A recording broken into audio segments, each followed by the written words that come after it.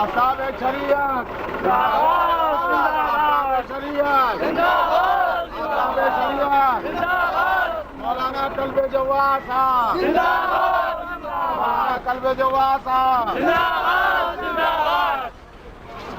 نعرہ حیدری نعرہ حیدری نعرہ سلام اللہم صلی علی محمد نعرہ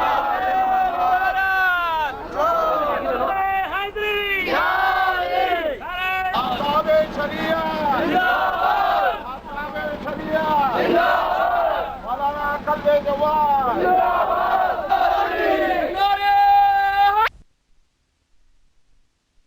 آفتاب شریعت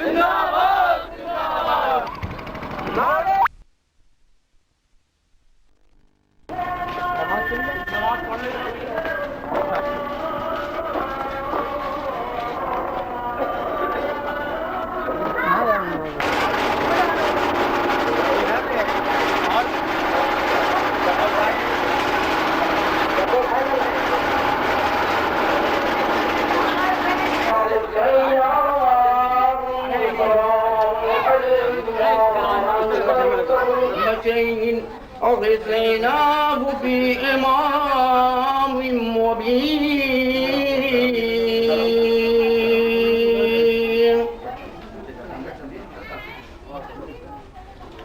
واضرب لهم مثلا أصحاب القرية إذ جاء المرسلون إذ أرسلنا إليهم اثنين فكذبوهما فعززنا برسالة فقالوا إن إليكم مرسلون ما أنزل الرحمن من شيء إن أنتم إلا تكذبون قالوا ربنا يعلم إن إليكم لمرسلون تبو سے کوئی منہ جس کا ہمسر ہو نہیں سکتا اور بنا کر آئینہ ہر ایک سکندر ہو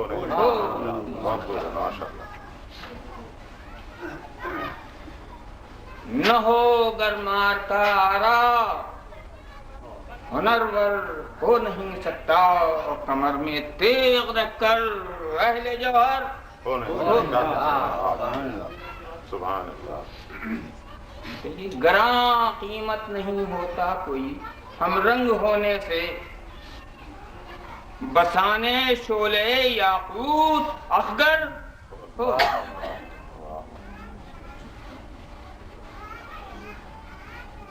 علم دے کر علی کو احمد مرسل نے فرمایا ارے بجز دستے خدا کے فتح خیبر ہو نہیں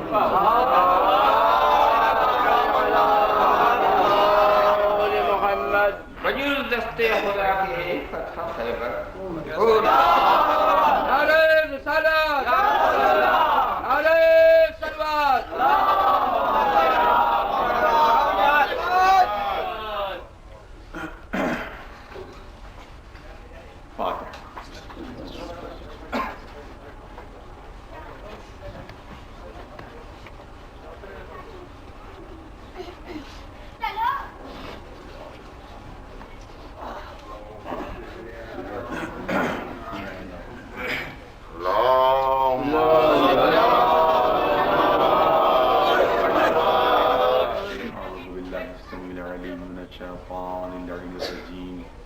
بسم اللہ الرحمن الرحیم الحمد للہ رب العالمین والصلاة والسلام علی سید الانبیاء والمرسلین سیدنا و نبینا و شفیع المذنبین بالقاص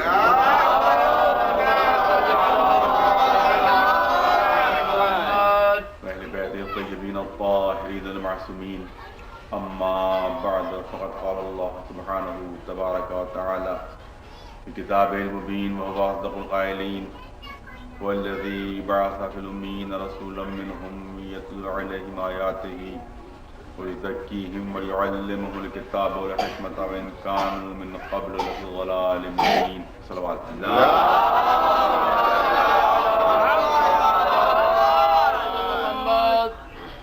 آپ حضرات سے گزارش ہے کہ ایک مرتبہ سورہ حمد اور 3 مرتبہ سورہ توحید کی تلاوت فرما کر جناب بنیاد حسین صاحب اور ابن جناب شمشاد حسین صاحب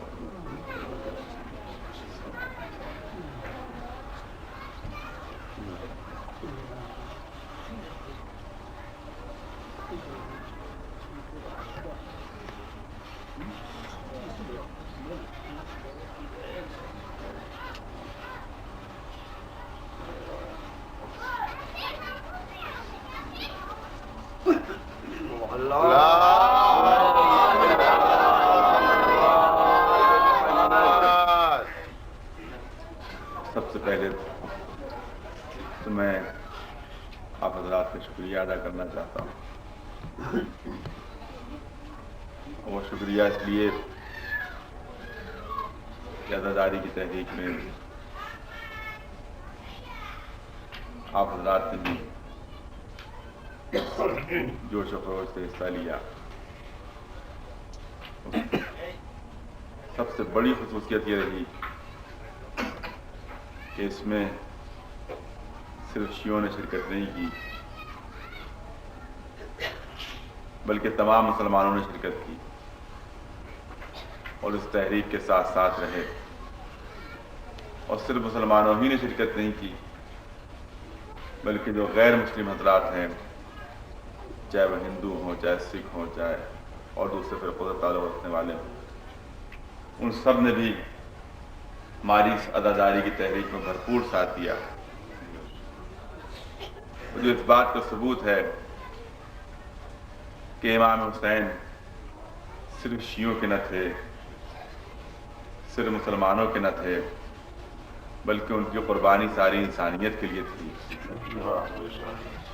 لہذا جس میں کیونکہ ان کی قربانی ساری انسانیت کے لیے تھی، تو جس میں بھی انسانیت پائی جاتی تھی، جس میں بھی رمق انسانیت پائی جاتی تھی، اس میں ہماری تحریک کا ساتھ. کیونکہ غم امام حسین منانا یہ انسانیت کا تقاضا ہے، اور امام حسین کا غم منانا یہ ہر انسان کا فریضہ ہے. وہ کیونکہ ان کا احسان پوری انسانیت پر ہے. امام حسین کا احسان جو پوری انسانیت پر ہے، اور یہ جانور ہوتے ہیں کہ جو احسان بھول جایا کرتے ہیں، اور یہ انسان ہوتے ہیں کہ جو ہمیشہ احسان کو یاد رکھتے ہیں.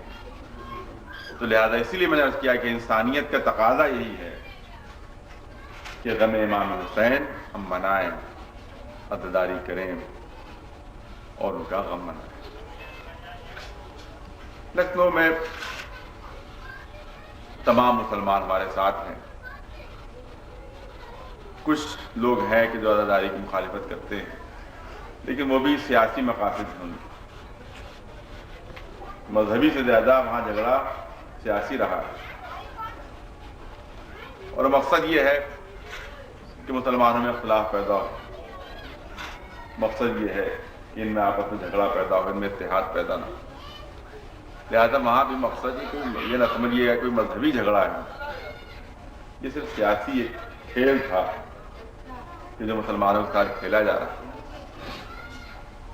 اور کوشش یہ تھی کہ عزاداری امام حسین ختم ہو جائے، بند ہو جائے.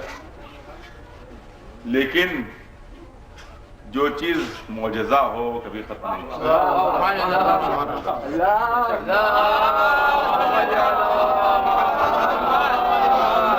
آفتاب شریعت، آفتاب شریعت، نعرہ تلوار. جو چیز معجزہ ہو اس کو کوئی ختم نہیں کر سکتا. معجزہ کہتے ہی اس کو ہے کہ جس کے سامنے انسان عاجز ہو جائے. تو مٹانے کی کوشش کرنے والے عاجز ہو گئے, مٹا نہ سکے, اور عزاداری امام حسین بڑھتی چلی گئی. اور یہ خصوصیت ہے امام حسین کے غم کی, یاد رکھیں آپ. امام حسین علیہ السلام کے غم کی یہ خصوصیت ہے, اور ان کی عزاداری کی, اور ان کے عزا کی, ان کی تعزیہ داری کی یہ خصوصیت ہے. قدرت رکھیے, یہ خصوصیت ہماری دی ہوئی نہیں ہے, اللہ تبارک و تعالیٰ کی طرف سے دی ہوئی یہ خصوصیت غم امام حسین کی, کہ اس کو جتنا دبایا جائے, اس کو جتنا روکا جائے, اس کو جتنا کم کرنے کی کوشش کی جائے, اتنا ہی اس میں اضافہ ہو, اتنی ہی اس میں ترقی ہوگی. مثال آپ کے سامنے پیش کروں, یعنی جتنی اس کو کم کرنے کی, جتنی روکنے کی کوشش ہوگی اس کو, اتنا ہی یہ بڑھے گی. یہ خصوصیت ہے عزاداری امام حسین. آپ مثال آپ کے سامنے پیش کروں کہ جیسے دریا اپنے کناروں کی حدوں میں بہتا ہے, وہ جو چاروں آپ حضرات کی کہ کناروں کی حدوں میں اپنے اطمینان اور سکون سے دریا بہتا ہے, اپنے کناروں کی حدوں میں. لیکن اب کوشش یہ ہوئی کہ اس دریا کے پانی کو روکا جائے, اس کے اوپر باندھ باندھا جائے. تو ادھر اس دریا کے پانی کو روکنے کی کوشش ہوئی اور باندھ باندھا گیا. توجہ چاہتا ہوں, تو پہلے تو وہ دریا اپنے کناروں کی حدوں کے اندر بہ رہا تھا, اپنے کناروں کی حدوں کے اندر پہلے سکون سے بہ رہا تھا. لیکن جب اس کے پانی کو روکنے کی کوشش کی گئی, اس پر بند باندھنے کی کوشش کی گئی, تو اب دریا ابل پڑتا ہے. دریا ابل پڑتا ہے اور پانی سیلاب کی صورت اختیار کر لیتا ہے. اور جہاں پر, یہیں پر توجہ چاہتا ہوں کہ پہلے جہاں پر پانی نہیں پہنچا تھا, بند باندھنے کی کوشش جب کی جاتی ہے, تو جہاں پر پہلے پانی نہیں پہنچا تھا, روکنے کی کوششوں میں وہاں پر بھی پانی پہنچا. اگر روکنے کی کوشش ہو تو جہاں پہلے پانی نہیں پہنچا وہاں بھی پہنچ جاتا ہے. تو بس اسی طرح سے عرض کرنا چاہتا ہوں کہ عزاداری کا دریا اپنے کناروں کی حدوں میں سکون سے بہ رہا تھا. جب اس دریا کے اوپر باندھ باندھنے کی کوشش کی گئی, جب اس کو روکنے کی کوشش کی گئی, تو یہ عزاداری کا دریا ابلتا ہے. اور جہاں ماتم نہیں ہوتا تھا وہاں بھی ماتم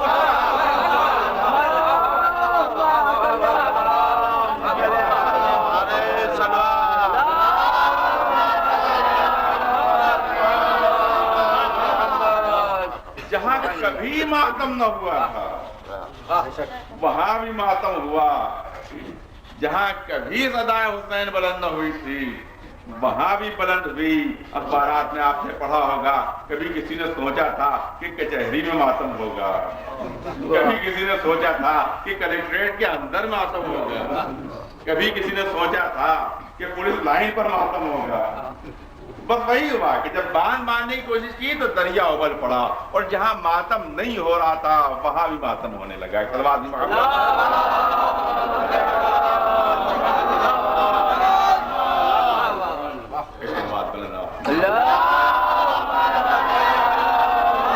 سورہ جمعہ کی آیہ کریمہ کہ اس کی آپ حضرات بار بار تلاوت فرماتے رہے, اور اس میں یہ اعلان ہو رہا ہے کہ هو الذی بعث فی الامین رسولا منہم, اللہ وہ اللہ جس نے امیین میں ایک انہی میں کا رسول بھیجا, جس رسول کے صفات اور کمالات بیان کرائے.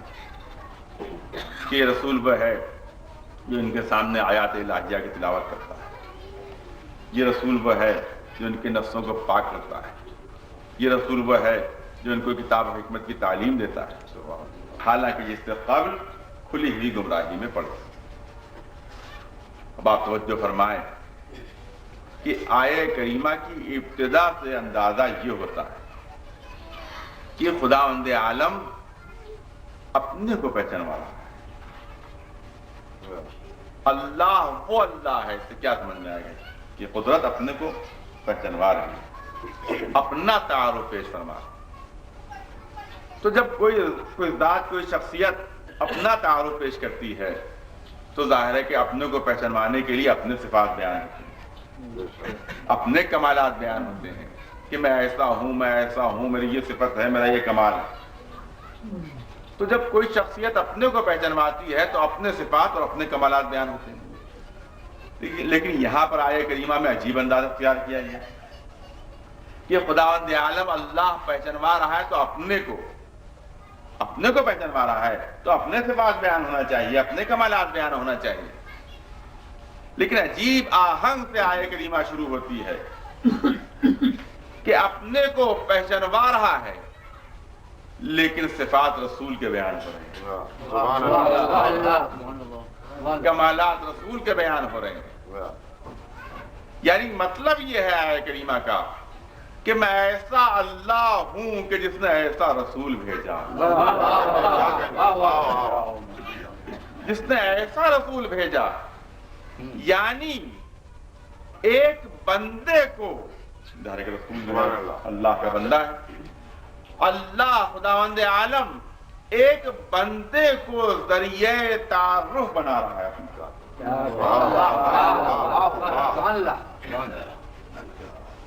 ایک بندے کے ذریعے سے اپنے کو پہچانوا رہا ہے۔ پوری توجہ چاہتا ہوں۔ تو اب ذرا تصور کیجئے کہ وہ بندہ کتنا عظیم ہوگا کہ جس کے ذریعے سے پروردگار اپنے کو پہچانوا رہا ہے۔ وہ مخلوق کتنی بلند ہوگی کیا کہنے، واہ، کہ جس کے ذریعے سے خلاق عالم اپنا تعارف پیش فرما رہا ہے۔ اور وہ صنعت، توجہ چاہتا ہوں صاحبان ذوق ہیں، وہ صنعت کتنی کامل ہوگی کہ جس کے ذریعے سے صناع عالم اپنے کو پہچانوا رہا ہے۔ اور انشاءاللہ یہ جملہ ضائع نہیں ہوگا۔ وہ صنعت کتنی کامل ہوگی کہ جس کے ذریعے سے صناع عالم اپنے کو پہچانوا رہا ہے، اور وہ تصویر کتنی بے عیب ہوگی جس کے ذریعے سے مصور کائنات اپنا تعارف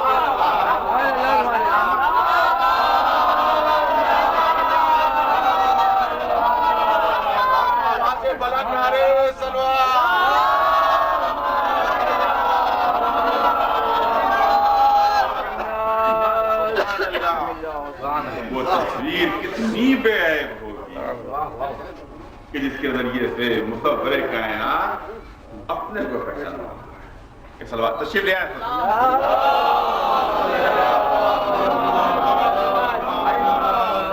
ایک مرتبہ آواز بلند نعرہ سلوات۔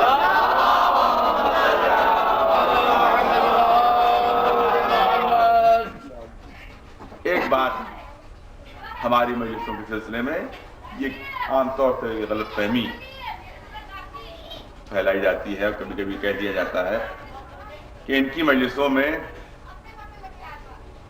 خود حضور کا تذکرہ نہیں ہوتا، خود رسول کا تذکرہ نہیں ہوتا ہے، اور ان کا جو تذکرہ زیادہ ہوتا ہے مجلسوں وہ مولا کائنات علی بن ابی طالب کا تذکرہ ہوتا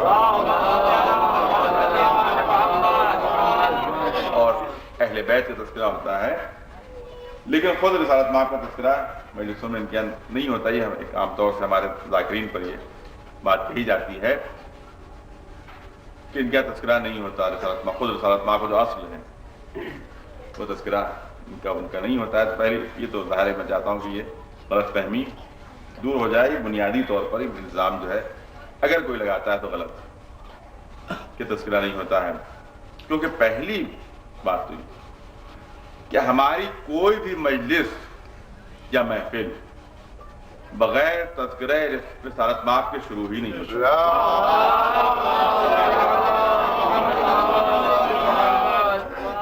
خطبے ہی میں پہلے حمد باری تعالیٰ ہوتی ہے، پھر نعت محمدیہ ہوتی ہے اسی خطبے میں، اور اس کے بعد ہم اپنی بات کو آگے بڑھاتے ہیں.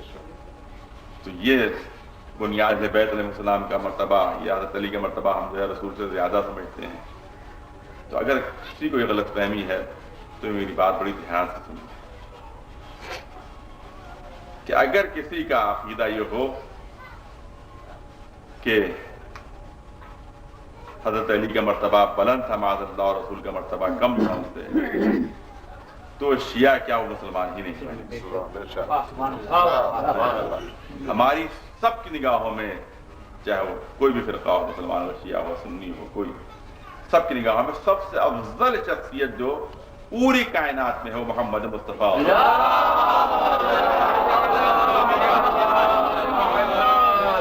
پوری کائنات میں سب سے برتر شخص، ذات خداوندی کے بعد اگر کوئی شخصیت ہے تو خود رسول. اس کے بعد اہل بیت کے مرتبے کو سمجھتے ہیں، اس کے بعد مولا کائنات کے مرتبے کو. اصل وہی ہے، منبع وہی ہے، مصدر وہی. لیکن بہرحال آپ دیکھتے ہیں کہ مجالس میں کبھی کبھی ایسا ہوتا ہے کہ حضرت علی کے مولا کائنات کے فضائل ذاکر زیادہ بیان. ہمارا عقیدہ یہ ہے، بالکل واضح لفظوں میں ہمارا عقیدہ یہ ہے، اور جب ہم اہل بیت کے فضائل جب ہم بیان کرتے ہیں تو منقبت بھی ہم، توجہ چاہتا ہوں، جب ہم اہل بیت کی منقبت بیان کرتے ہیں تو صرف یہ مقصد نہیں ہوتا کہ منقبت اہل بیت ہی بیان، پوری توجہ چاہتا ہوں. ہمارا عقیدہ یہ ہے کہ اہل بیت کی تعریف، منقبت اہل بیت صرف منقبت اہل بیت ہی نہیں ہے، توجہ چاہ رہا ہوں. اہل بیت کی مدح صرف اہل بیت ہی کی مدح نہیں ہے، بلکہ یاد رکھیے کہ یہی منقبت نعت محمدیہ بھی ہے. یہی منقبت نعت محمدیہ بھی ہے. تو کہیں بھائی کیسے، یہ کیا کہہ دیا کہ تعریف تو اہل بیت کی ہو رہی ہے، وہ کہیں گے یہ تعریف جو خود رسول کی بھی ہے. منقبت تو اہل بیت کی ہو رہی ہے، وہ کہہ رہے ہیں کہ نعت محمدیہ بھی ہے. یہ بات تو ہماری سمجھ میں نہیں آ رہی. یا تو منقبت ہوگی یا نعت ہوگی، یا نعت ہوگی یا منقبت ہوگی. یہ دونوں چیزیں کیسے کہ تعریف تو اہل بیت کی کر رہے ہیں، لیکن ساتھ ساتھ ہم اس کو رسول کی بھی تعریف کر رہے ہیں. تو واقعی حقیقت یہی ہے کہ جب ہم اہل بیت کی مدح کرتے ہیں تو یہ صرف اہل بیت ہی کی مدح نہیں ہوتی ہے، ساتھ ہی ساتھ رسول کی بھی تعریف ہوتی ہے، ساتھ ہی ساتھ نعت محمدیہ بھی ہوتی ہے. کوئی کہے بات ہماری سمجھ میں نہیں آ رہی، تو ایک مثال سے آپ کے سامنے عرض کروں کہ بات ایک بچے کی بھی سمجھ میں آ جائے. کسی ماہر مصور نے ایک شاہکار تصویر بنائی، وہ تصویر ہماری نگاہوں کے سامنے آئی، ہم نے تصویر کی تعریف کرنا شروع کہ کیا عمدہ تصویر ہے، کیا حسین خاکہ کھینچا گیا ہے، کیا عمدہ رنگ بھرے گئے، کیا بہترین رنگوں کا امتزاج ہے. ہم تعریف تصویر کی کر رہے ہیں لیکن خوش ہو رہا ہے مصور. ہم مصور سے کہہ سکتے ہیں کہ ہم نے تو آپ کا نام بھی نہیں لیا، ہم نے تو آپ کا تذکرہ ہی نہیں کیا، ہم نے تو آپ کا کوئی ذکر نہیں کیا، ہم تو صرف تصویر کی تعریف کر رہے ہیں. مصور مسکرا کر جواب دے گا کہ تصویر کی تعریف میری تعریف ہے. یہ دیکھو کہ خاکہ کھینچا کس نے ہے، یہ دیکھو کہ تصویر بنائی کس نے، یہ تو دیکھو کہ رنگ بھرے کس نے. اب یہ کبھی غلط فہمی میں نہ رہیے کہ اہل بیت کی تعریف صرف اہل بیت کی تعریف ہے، بلکہ ان کی مدح ان کی بھی مدح ہے اور اس کی بھی مدح ہے کہ جس نے آغوش میں لے کر تربیت دی، جن کے فضائل و کمالات ان تک پہنچ رہے ہیں۔ تو یاد رکھیے صاحبان ذوق، جملہ کرنا چاہتا ہوں، ان کے کردار کے خاکوں میں جو فضیلتوں کے رنگ بھرے جا رہے ہیں، دفتر رسالت صاحب سے بھرے جا رہے ہیں۔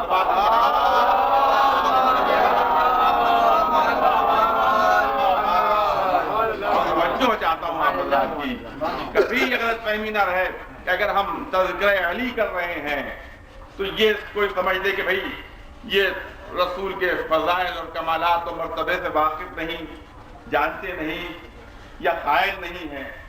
نہیں، ایسی کوئی غلط فہمی کبھی نہیں رہنا چاہیے۔ ہم جب علی کے فضائل بیان کرتے، توجہ چاہتا ہوں آپ حضرات کی، کہ جب ہم علی کے فضائل، ان کے کمالات، ان کے علوم دنیا تک جب ہم پہنچاتے ہیں تو دنیا کو بتانے کے لیے اور دنیا پر یہ ثابت کرنے کے لیے کہ دیکھو جب شاگرد ایسا ہے،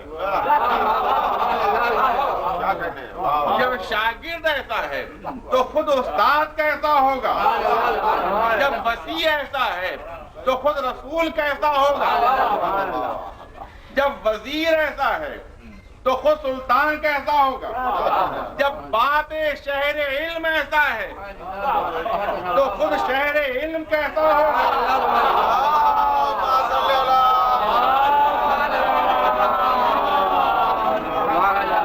جب ساقی کوثر ایسا ہے تو مالک کوثر خود کیسا ہوگا، جب قسیم جنت و نار ایسا ہے تو مالک جنت و نار خود کیسا ہوگا، جب حامل لوائے حمد ایسا ہے تو صاحب لوائے حمد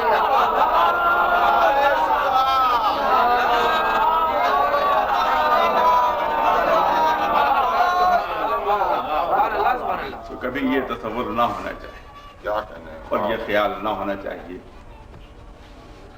کیونکہ جتنے فضائل و کمالات ہیں وہ خود حضور سے چلے اور اہل بیت تک پہنچے، اور خود امیر المومنین اعلان فرما رہے ہیں کہ ھذا ما رزقنی رسول اللہ رزقا۔ یہ علوم وہ ہیں کہ جو رسول نے مجھے بھرائے۔ حضرت علی مولا کائنات ارشاد فرما رہے ہیں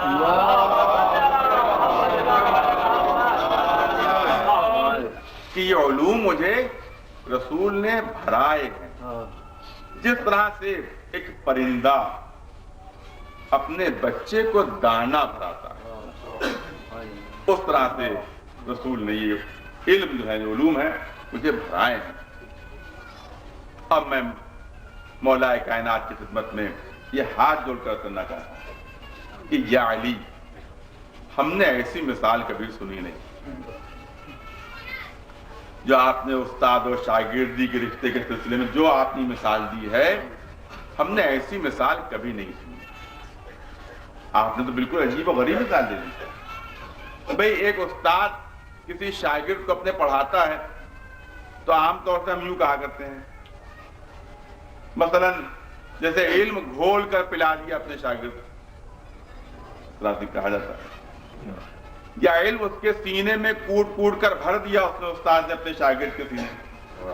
یہ ہم کہتے ہیں عموماً اس طرح کی مثالیں دی جاتی ہیں، لیکن آج تک ہم نے یہ نہیں سنا کہ کسی استاد نے اپنے شاگرد کے لیے کہا ہو کہ علوم بھرائے ہیں اس طرح سے کہ جس طرح سے ایک پرندہ اپنے بچے کو دانا بھراتا ہے، اس طرح سے مجھے استاد نے، میرے رسول نے اس طرح سے علوم بھرائے کہ جس طرح سے ایک پرندہ اپنے بچے کو دانا بھراتا ہے۔ تو شاید علی مسکرا کر جواب دیں کہ تو راز نہیں سمجھا کہ میں کہنا کیا چاہتا ہوں، پوری توجہ چاہتا ہوں، تو نہیں سمجھ سکا کہ میں کیا کہنا چاہتا ہوں۔ دیکھ، کائنات میں ہر مخلوق اپنے بچے تک غذا پہنچاتی ہے۔ سبحان اللہ۔ ایک ماں اپنے بچے کو شیر پلاتی ہے، غذا پہنچاتی ہے، لیکن یہ تو دیکھو کہ جو ماں نے غذا کھائی جو اس کے ذہن تک پہنچی اس میں کتنی تبدیلیاں آئیں تب کہیں جا کر وہ بچے تک پہنچی. سبحان اللہ.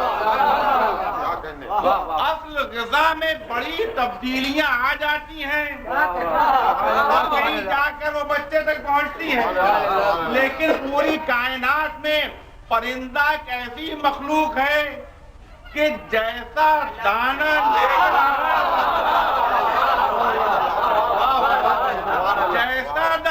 کر آتا ہے اپنی طرف سے بغیر کوئی تبدیلی کیے ہوئے بچے کے دہن تک پہنچا دیتا ہے. تو میرے کہنے کا مطلب یہی ہے کہ جیسے علوم رسول بارگاہ الہیہ سے لے کر آئے تھے ہمارا داڑھی سے مجھ تک پہنچا کر جا رہا ہے.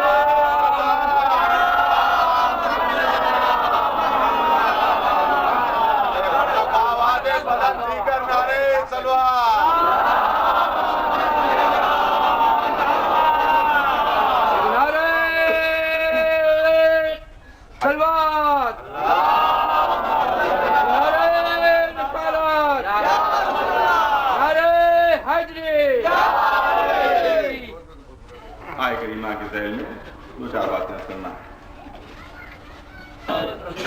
کیونکہ یہ کہا گیا ان کے زمانے میں بھی کہ فرزند رسول امی کا لفظ مکے والوں کے لیے بھی استعمال ہو رہا ہے, امی کا لفظ آپ کی جد کے لیے بھی استعمال ہو رہا ہے, اور یہ اعلان ہو رہا ہے کہ مکے والوں ہی میں سے تھے. تب جیسے امی مکے والے ہوئے ویسے ہی آپ کے جد رسول بھی.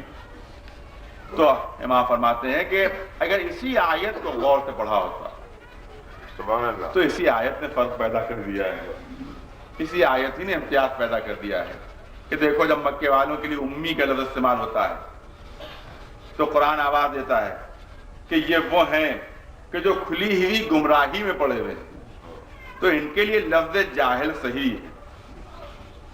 لیکن جب ہمارے جد کے لیے امی کا لفظ استعمال ہوا تو آیت بڑھ کر آواز دیتی ہے کہ یہ امی وہ ہے جو آیتوں کی تلاوت کرتا ہے, سبحان اللہ یہ امی وہ ہے جو نفسوں کو پاک کرتا ہے, یہ امی وہ ہے جو کتاب و حکمت کی تعلیم دیتا ہے. سبحان اللہ اگر خود نہیں جانتا تو سناتا کیسے ہے, اگر خود نہیں واقف ہے تو کتاب و حکمت کی تعلیم کیسے دیتا ہے.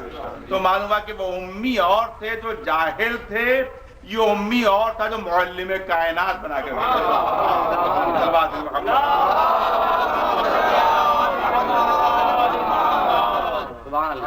اور واقعی ہمارے رسول کی جو ذات ہے وہ معلم کائنات, استاد کائنات. ہر انسان قیامت تک ان کی شاگردی میں یہ استاد, یہ معلم کائنات بنا کر بھیجے جا رہے ہیں. جو معلم بنا ہو اس کو جاہل بھیج دیا جائے,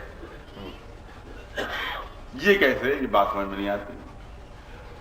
کہا جاتا ہے کہ لکھنا پڑھنا نہیں جانتے تھے, بارہ وہ طویل بحث اس میں زیادہ نہیں پڑھنا ہے, بس ایک دلیل بالکل ایسی بات ایسی ہو کہ بالکل ایک عام آدمی بھی ایک بچہ بھی سمجھ. پہلی بات تو یہ ہے کہ کسی زمین پر بسنے والے, کسی زمین پر رہنے والے کسی انسان کو یہ حق ہی حاصل نہیں کہ رسول کے لیے یہ فیصلہ کریں کہ لکھنا پڑھنا نہیں آتا جاہل. اس زمین پر بسنے والے کسی انسان کو یہ حق حاصل نہیں. آپ کہیں گے کیسے؟ اب میں بالکل مثال آپ کے سامنے پیش کروں. آپ حضرات سبھی جانتے ہیں کہ پہلی مرتبہ میں یہاں نانپارے میں حاضر ہوں, ظاہر کہ اس سے پہلے کبھی اتفاق نہیں ہوا حاضر ہونے میں. اور جیسے ہی میں ممبر پر گیا, ایک صاحب ہی جو نانپارے کے رہنے والے تھے, انہی نے کہا کہ بھئی ان کو نہ لکھنا آتا ہے نہ پڑھنا آتا. یہ لکھنا پڑھنا نہیں جانتے بالکل. تو ہر ایک دوسرا پوچھے گا بھئی تم کیوں کہہ رہے ہو؟ کہا کہ میں اس لیے کہہ رہا ہوں کہ میں نے نہ تو کبھی ان کو کوئی اسکول جاتے دیکھا, نہ میں نے کبھی ان کو کسی مدرسے میں جاتے دیکھا ہے, اور نہ کبھی کسی استاد کے سامنے زانو ادب طے کرتے دیکھا ہے. تو ہر ایک پوچھے گا بھئی تم نے کیسے فیصلہ کیا؟ تم یہاں نانپارے کے رہنے والے, توجہ چاہ رہا ہوں. جی تم یہاں کے رہنے والے اور یہ کہیں اور سے آئے ہیں. سبحان اللہ یہ کہیں اور سے آئے ہیں, انہی نے زندگی کہیں اور گزاری ہے, سبحان اللہ. یہ وہاں سے آ رہے ہیں. اگر تمہیں یہ معلوم کرنا ہو, پوری توجہ چاہ رہا ہوں, اگر تمہیں یہ معلوم کرنا ہو کہ انہی نے کچھ لکھنا پڑھنا سیکھا ہے یا نہیں, کسی مدرسے میں گئے یا نہیں, کسی استاد سے سیکھا ہے یا نہیں, تو وہاں کے لوگوں سے پوچھو کہ جہاں سے آ رہے ہیں. مجدار صاحب فہم موجود ہیں, ان سے پوچھو کہ جہاں سے آ رہے ہیں اور جہاں سے بھیجے جا رہے ہیں, وہ لوگ فیصلہ کر کے بتائیں گے کہ مدرسے گئے یا نہیں گئے تھے, وہ بتائیں گے کہ کسی اسکول میں پڑھا یا نہیں پڑھا, وہ بتائیں گے کہ کسی استاد سے کوئی سیکھا یا نہیں سیکھا. تمہیں کہنے کا حق نہیں, کیونکہ ابھی تمہارے یہاں چلے آ رہے ہیں کیا کہنے اور تم وہاں سے واقف نہیں ہو. پوری توجہ چاہتا ہوں. صرف اور صرف قرآن کی خصوصیت یہ ہے کہ صرف اور صرف ہمارے رسول کے لیے, پوری توجہ چاہتا ہوں, صرف اور صرف ہمارے رسول کے لیے, آخری رسول کے لیے اور دوسرے انبیاء جتنے ہیں, آپ کو مل جائے گا لفظ جعلا. پوری توجہ پوری توجہ چاہ رہا ہوں. دوسرے انبیاء کے لیے آپ کو قرآن میں لفظ جعلا مل جائے گا, لیکن پورے قرآن میں ہمارے رسول کے بھیجنے کے سلسلے میں کہیں لفظ جعلا نہیں ملے گا. یا لفظ بعثا ہے کہ جو ابھی مثل جیسا ہے, یا لفظ ارسلہ ہے, یا لفظ جا ہے. پوری توجہ چاہتا ہوں. لفظ جعلا کبھی استعمال نہیں ہوا. فرق کیا ہے؟ جعلا کے معنی ہے بنانے کے. کیا کہنے, واہ واہ واہ. جناب آدم کے لیے اعلان ہو رہا ہے, انی جاعل فی الارض یا داؤد انا جعلناک خلیفۃ فی الارض. جناب ابراہیم کے لیے جب امامت توحید تو لفظ جعلا کا استعمال ہو رہا, تو دوسرے انبیاء کے لیے ہم کو لفظ جعلا ملتا ہے, لیکن قرآن میں خود رسالت مآب کے لیے, آخری رسول کے لیے لفظ جعلا نہیں مل رہا. یا بعثا ہے یا ارسلہ یا جا. بعثا بھیجنا, ارسلہ بھیجنا, جا کہیں سے آنا. سبحان اللہ. پوری توجہ چاہ رہا ہوں. جعلا کا لفظ نہیں ملتا ہے. فرق کیا ہے؟ جعلا کے معنی ہے بنانے کے, اور بعثا اور ارسلہ کے معنی ہے بھیجنے کے. جو چیز موجود نہیں ہوتی ہے وہ بنائی جاتی ہے.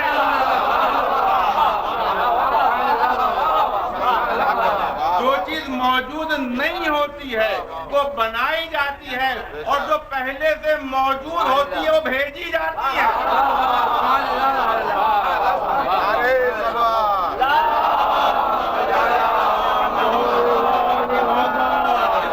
مطلب ہے کہ پہلے سے کسی بارگاہ میں بحیثیت رسول موجود تھے, وہاں سے بھیجے جا رہے تھے, وہاں سے بھیجے جا رہے تھے. تو اب یہی میں کہنا چاہتا ہوں کہ اس زمین پر کہیں سے بھیجے گئے, اس زمین پر کہیں سے بھیجے گئے, تب اس زمین پر بسنے والوں کو حق حاصل نہیں کہ رسول کے لیے فیصلہ کریں کہ لکھنا پڑھنا آتا تھا یا نہیں. اگر ہمت ہو تو اس بارگاہ سے پوچھو جہاں سے بھیجے جا رہے ہیں وہ بتائے کہ پڑھا لکھا کر بھیج رہا ہے کہ جاہل بھیج رہا ہے.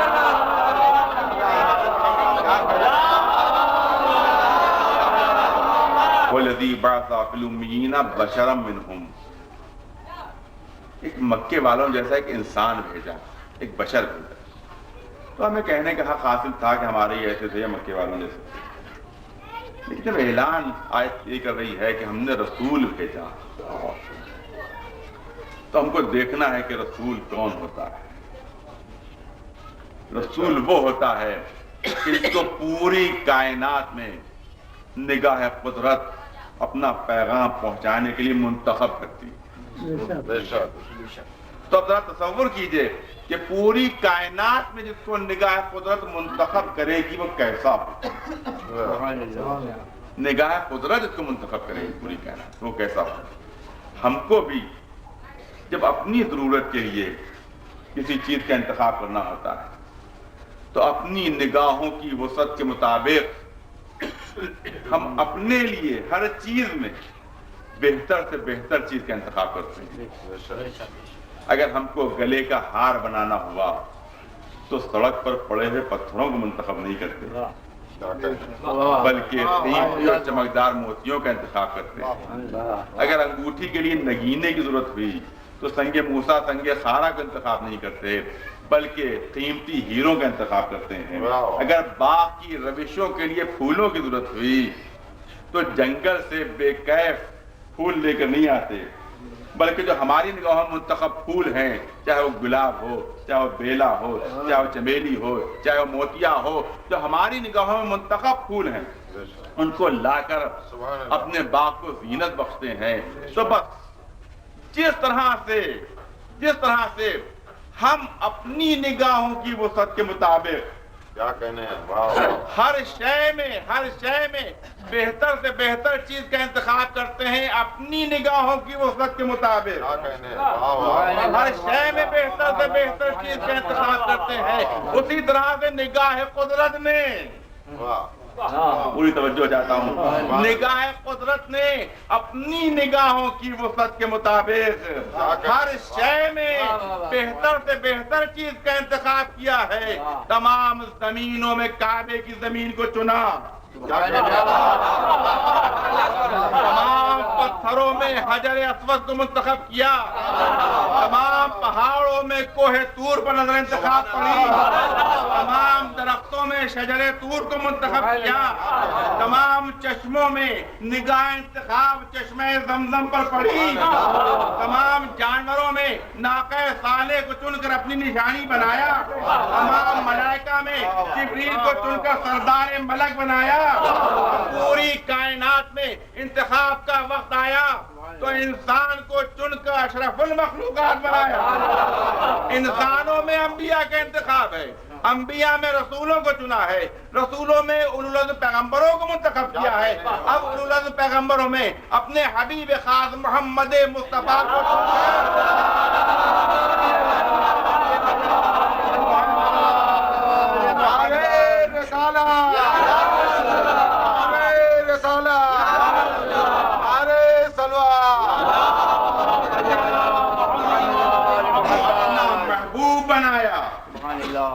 تو مجھے کہنے دیجئے کہ رسول کی ذات نہیں تھی بلکہ پوری کائنات کا عطر تھا.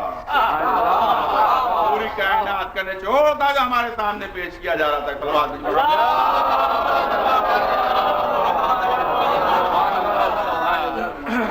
اللہ ہماری نگاہ میں رسول کا مرتبہ کم ہے اور معاذ اللہ اہل بیت کا مرتبہ زیادہ ہے. نہیں اصل وہی ہے حقیقت. اور یہ جتنے بھی فضائل و کمالات مل رہے ہیں وہ اہل بیت کو خود رسول ہی کے ذریعے سے خود حضور سرور کائنات کے ذریعے سے یہ فضائل و کمالات پہنچے. اور کبھی یہ اعلان ہوتا ہے کیا نام مدینۃ العلم وعلی جنبہ میں شہر علم ہوں اور علی اس کا دروازہ ہے. اس کا مطلب کہ حقیقت اصل خود رسول ہے. علی کو سند مل رہی ہے من المومنین کو اس کا دروازہ ہے. کبھی ابھی جو حدیث میں نے آپ کے سامنے کی کہ ھذا ما ذقنی رسول اللہ صلی اللہ علیہ وسلم. یہ جو کچھ بھی علوم ہیں وہ رسول نے مجھے بھرائے. تو بہرحال حقیقت یہی ہے, ہمارا عقیدہ بھی یہی ہے کہ تمام صفات و کمالات و فضائل پورے سلامات سے منتقل ہوئے ہیں اہل بیت میں المومنین. اور جس طرح سے قرآن معجزہ رسالت ہے. واہ واہ واہ. پوری توجہ چاہ رہا ہوں. جس طرح سے قرآن معجزہ رسالت ہے اور رسالت کے ثبوت کا ذریعہ ہے, ثابت کرنے کا ذریعہ ہے. کیوں کہ ایک وہ نبی کہ جس نے پوری زندگی میں کسی کے سامنے زانو ادب طے نہ کیا ہو, کسی سے کچھ سیکھا نہ ہو, اور اس کے زبان پر علوم کے ایسے خزانے اور قرآن کی صورت میں علوم کے ایسے ذخائر, تو اس کا مطلب ہے کہ زبان پر جو کچھ بھی آ رہا ہے وہ اس کی طرف سے نہیں ہے, بلکہ یہ کسی کا رسول ہے, یہ کسی کا نمائندہ ہے سبحان اللہ. جس کے ذریعے سے علوم دنیا تک پہنچ رہے ہیں. تو آپ یاد رکھیں کہ جس طرح سے قرآنی علوم رسول کی رسالت کی حقانیت کا ثبوت ہے, توجہ چاہتا ہوں, جس طرح سے قرآن کے علوم رسول کی رسالت کی حقانیت کا ثبوت کہ جس نے کسی سے کچھ نہ سیکھا ہو اس کی زبان پر ایسے علوم کیسے, اس کا مطلب ہے کہ کوئی عام انسان نہیں ہے, یہ بلکہ اللہ کا بھیجا ہوا رسول ہے کہ جس کی زبان پر ایسے کلمات جاری ہو رہے ہیں, ایسے علوم دنیا تک پہنچ رہے ہیں. تو جس طرح سے قرآنی علوم رسول کی رسالت کا ثبوت ہے, اسی طرح سے علوم اہل بیت بھی, کیا کہنے, واہ علوم اہل بیت بھی رسول کی رسالت کی حقانیت کا ثبوت ہے. تو جس طرح سے قرآن معجزہ رسول ہے, اسی طرح سے اہل بیت بھی معجزہ رسالت ہے.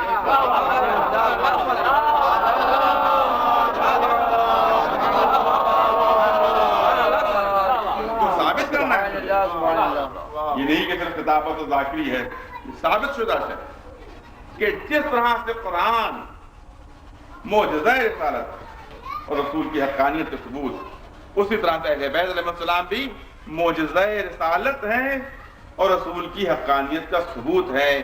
کیونکہ قرآن میں وہ علوم ہیں کہ دنیا حیران آج بھی کہ علوم اس زمانے میں آئے کیسے, جو اس بات کا ثبوت کہ عام انسان نہیں کہ اللہ کے رسول ہیں. اسی طرح سے اہل بیت کے جو علوم ہیں, جو سلسلہ سند قرآن کا ہے, بس بات مختصر کروں, جو سلسلہ سند قرآن کا ہے وہی سلسلہ سند علوم اہل بیت کا ہے.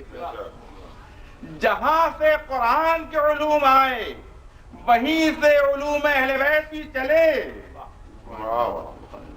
صاحبان فہم توجہ فرمائیں, قرآن چلا بارگاہ الہیہ سے, جبریل لے کر چلے, پہنچے رسول تک, تو معلومات سلسلہ ملا ذات الہیہ سے. قرآن کا سلسلے سند مل رہا ہے ذات الہیہ سے. اور کیا کروں میں یہاں پر کہ ابن خلدون جیسی مشہور شخصیت لکھ رہی ہے. کون نہیں واقف ابن خلدون سے؟ ابن خلدون جیسی مشہور شخصیت یہ لکھ رہی ہے کہ اہل بیت نے, رسول کے اہل بیت نے جو سلسلہ سند قائم کیا وہ کوئی قائم نہ کر سکا. کیونکہ جب کسی سے پوچھا کہ تم کو یہ علم کہاں سے ملا, تو اس نے کسی صحابی کا نام بتایا کہ فلاں سے ملا. تم کو کہاں سے ملا, اس نے کسی زوج رسول کا نام بتایا کہ اس سے ملا. لیکن ان میں جس سے بھی پوچھا, کیا کہنا, ان میں جس سے بھی پوچھا کہ تم نے کہاں سے سیکھا, تو ہر ایک نے کہا کہ مجھ کو میرے باپ نے بتایا. مجھ سے پوچھا کہ تم کو کس سے ملا, انہوں نے کہا مجھ سے میرے باپ نے کہا. تم کو کہاں سے ملا, مجھ سے میرے باپ نے کہا. انہوں نے کہا مجھ سے میرے باپ نے کہا. یہاں تک کہ سلسلہ سند پہنچا علی تک. علی نے پوچھا آپ کو کہاں سے ملا, آپ نے کہا مجھے رسول نے بتایا. رسول سے پوچھا آپ کو کہاں سے ملا, کہا جبریل نے بتایا. جبریل سے پوچھا آپ کو کہاں سے ملا, کہا بارگاہ الہیہ سے لے کر آیا.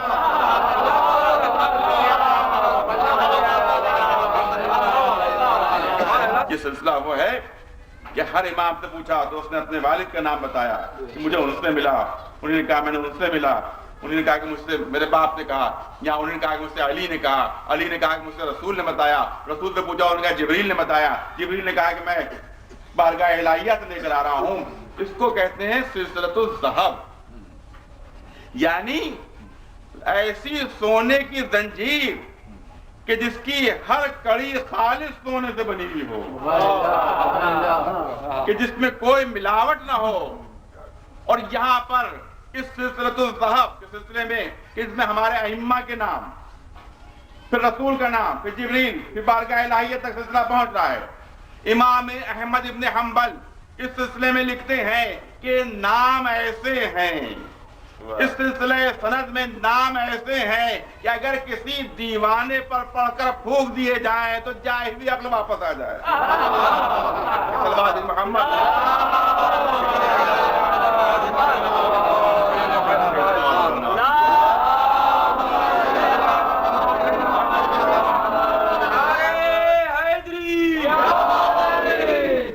تو وہی جو میرا اگر شجاعت ہے تو ان کے ذریعے سے. بظاہر صورتیں الگ الگ ہیں لیکن سیرت ایک ہے. بظاہر قدم الگ الگ ہیں لیکن اقدام ایک ہے. بظاہر دل الگ الگ ہیں لیکن دلوں میں آنے والا ارادہ ایک ہے. یا یوں عرض کروں کہ تصویر رسالت 14 ٹکڑوں سے مل کر بن رہی ہے. 14 ٹکڑوں سے مل کر بن رہی ہے. آپ یاد رکھیں کہ اگر کسی تصویر کے بہت سے ٹکڑے کر دیے جائیں اور صرف ایک ٹکڑا آپ کے سامنے پیش کیا جائے کہ ذرا اس کو پہچان تو لیجئے، تو کبھی پہچان نہیں پائے گا ایک ٹکڑے سے. یہی وجہ ہے کہ حضور سرور کائنات کے سلسلے میں جو غلط فہمیاں پیدا ہوتی ہیں، کبھی کوئی کہتا ہے کہ امی تھے، کبھی کوئی کہہ دیتا ہے کہ ہمارے جیسے تھے، کبھی کچھ کہتا ہے، کبھی کچھ کہتا ہے. تو اس کا سبب کیا؟ اس کا سبب یہی ہے جو ابھی میں نے بتایا کہ اگر کسی تصویر کے بہت سے ٹکڑے کیے جائیں اور ایک ٹکڑا آپ کے سامنے لایا جائے کہ ذرا پہچان تو لوگ کس کی تصویر ہے، تو کبھی کچھ کہے گا، کبھی کچھ کہے گا، کبھی کسی کی تصویر بتائے گا، کبھی کسی کی تصویر بتائے گا. کیوں؟ کیونکہ اس کے سامنے سب ٹکڑے نہیں ہیں، صرف ایک ٹکڑا سامنے ہے.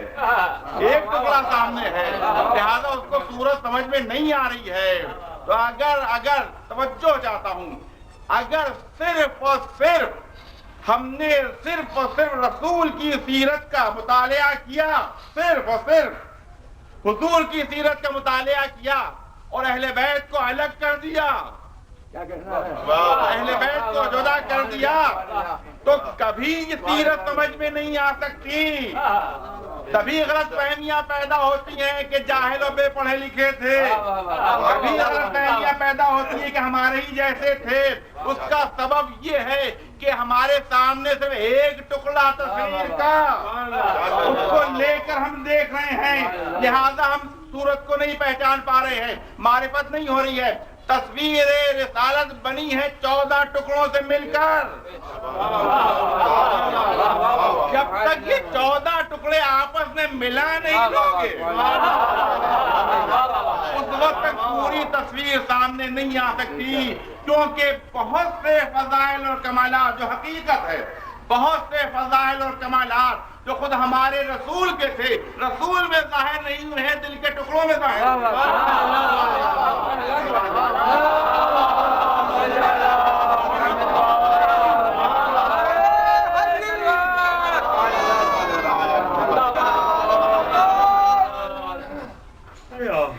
مثال ایسی ہے کہ دل بچہ سمجھے.